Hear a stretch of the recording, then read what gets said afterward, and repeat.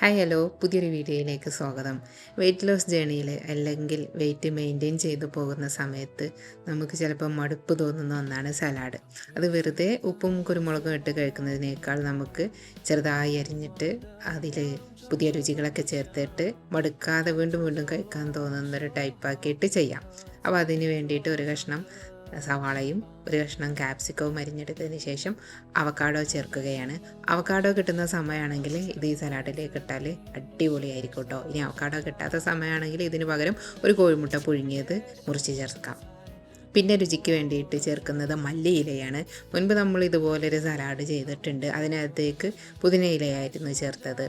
മല്ലിയില ചേർക്കുമ്പം സലാഡിന് വ്യത്യസ്തമായിട്ടുള്ള ഒരു രുചി തന്നെ കിട്ടും. നമുക്കൊരു മടുപ്പ് തോന്നില്ല. അപ്പോൾ ഇടയ്ക്ക് ഇലകളൊക്കെ മാറ്റി നോക്കുമ്പോൾ സലാഡ് വീണ്ടും വീണ്ടും കഴിക്കണമെന്ന് നമുക്ക് തോന്നും.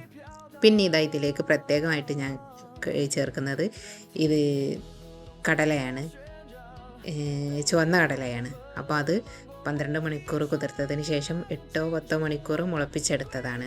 അത് 10 മിനിറ്റ് ആവിക്ക് വേവിച്ചെടുത്തതിന് ശേഷം അതുകൂടെ ഈ സലാഡിലേക്ക് ചേർക്കുന്നുണ്ട്. നമുക്കിത് കഴിക്കുമ്പോൾ ശരിക്കും ഒരു നോൺ കഴിക്കുന്ന പോലെ തോന്നും ഈ കടല ഇതിനകത്ത് കിടക്കുന്നത്. ഇനി തൈരും അല്ലെങ്കിൽ പുളിയില്ലാത്ത യോഗട്ടും ഉപ്പും കുരുമുളകും പിന്നെ രുചിക്ക് വേണ്ടിയിട്ട് ചെറിയ ജീരകം പൊടിച്ചതാണ് ചേർക്കുന്നത്. ഒരല്പം മാത്രമേ ചേർത്ത് കൊടുക്കുന്നുള്ളൂ. പിന്നെ ഫാറ്റിന് വേണ്ടിയിട്ട് ഒലിവ് ഓയിൽ 1-2 ടേബിൾ സ്പൂൺ ചേർത്ത് കൊടുക്കാം. ഞാനിവിടെ extra virgin olive oil 2 table spoon ചേർത്ത് കൊടുക്കുന്നുണ്ട്. പിന്നെ സീഡ്സോ നട്ട്സൊക്കെ കയ്യിലുണ്ടെങ്കിൽ ചേർത്ത് കൊടുക്കാം. ഞാൻ വെളുത്ത എള്ളും പിന്നെ സൺഫ്ലവർ സീഡും പിന്നെ 1-2 വാൾനട്ട് കൂടെ ഒന്ന് ചെറുതാക്കി മുറിച്ച് ചേർത്ത് കൊടുക്കുന്നുണ്ട്. സീഡ്സൊക്കെ ഓപ്ഷണലാണ്. കയ്യിലുണ്ടെന്നുണ്ടെങ്കിൽ ചേർത്ത് കൊടുത്താൽ മതി കേട്ടോ. ഇത് കഴിക്കുന്നതിനിടയ്ക്ക് ഇങ്ങനെ ക്രഞ്ചി ആയിട്ട് കടിക്കാൻ ഇത് നല്ല ഉപകാരപ്പെടും. അപ്പോൾ ഇത്രയൊക്കെ ഉള്ളൂ. മിക്സ് ലാസ്റ്റ് മിക്സ് ചെയ്തതിന് ശേഷം ഒരു അല്പം ചെറുനാരങ്ങ കൂടെ ഇതിൻ്റെ മുകളിൽ പിഴിഞ്ഞൊഴിക്കാം. പുളിയുള്ള തൈരാണെങ്കിൽ കൂടിപ്പോകും, പക്ഷെ ഞാൻ പുളിയില്ലാത്ത തൈരായതുകൊണ്ടും പിന്നെ എന്തുകൊണ്ടും സലാഡിലായിട്ട് അതിൻ്റെ ഡൈജഷനൊക്കെ ഗുണം ചെയ്യുന്നത് കൊണ്ടും കൂടെയാണ് ചെറുനാരങ്ങ ലാസ്റ്റ് ചേർത്ത് കൊടുക്കുന്നത്.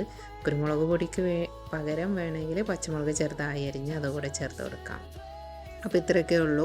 ജീരകവും മല്ലിയിലയൊക്കെ ഒരുമിച്ച് സലാഡിൽ വർക്കാവോ എന്നൊക്കെ തോന്നും, പക്ഷേ ട്രൈ ചെയ്ത് നോക്കൂ, അടിപൊളിയാണ്. നിങ്ങൾക്ക് വീണ്ടും വീണ്ടും കഴിക്കാൻ തോന്നും. പക്ഷേ എന്താ, ഞാൻ ഈ ഒരു അടുത്ത അളവിൽ അത്ര തന്നെ ഒരു നേരം നമുക്ക് കഴിക്കാൻ ഓവറായിട്ട് തോന്നും. അതിൻ്റെ ഒരു 75% ഒക്കെ മതിയാകും കഴിക്കാൻ വേണ്ടിയിട്ട്. അപ്പോൾ ട്രൈ ചെയ്ത് നോക്കൂ. എടുക്കുന്നതിൻ്റെ അളവ് നിങ്ങളുടെ ചോയ്സിനനുസരിച്ചിട്ട് കൂട്ടുകയും കുറയ്ക്കുകയൊക്കെ ചെയ്യാം. അപ്പോൾ ഇത്രയേ ഉള്ളൂ. ഇതൊരു വലിയ പാത്രത്തിലായതുകൊണ്ട് നമുക്ക് ഒരുപാട് തോന്നും. ഞാനിതൊരു ചെറിയ പാത്രത്തിലേക്ക് മാറ്റിയിട്ട് കാണിച്ചു തരാം കേട്ടോ. അപ്പോൾ ഇത്രയേ ഉള്ളൂ നമ്മളെടുത്ത ഒരു ക്വാണ്ടിറ്റി. പുതിയൊരു വീഡിയോയുമായിട്ട് കാണാം. അതുവരെ ബൈ. നിങ്ങൾക്ക് ഈ വീഡിയോ ഇഷ്ടമായാൽ ലൈക്ക് ചെയ്യാനും ഷെയർ ചെയ്യാനും അഭിപ്രായങ്ങൾ കമൻറ്റ് ചെയ്യാനും മറക്കരുത്. ബൈ.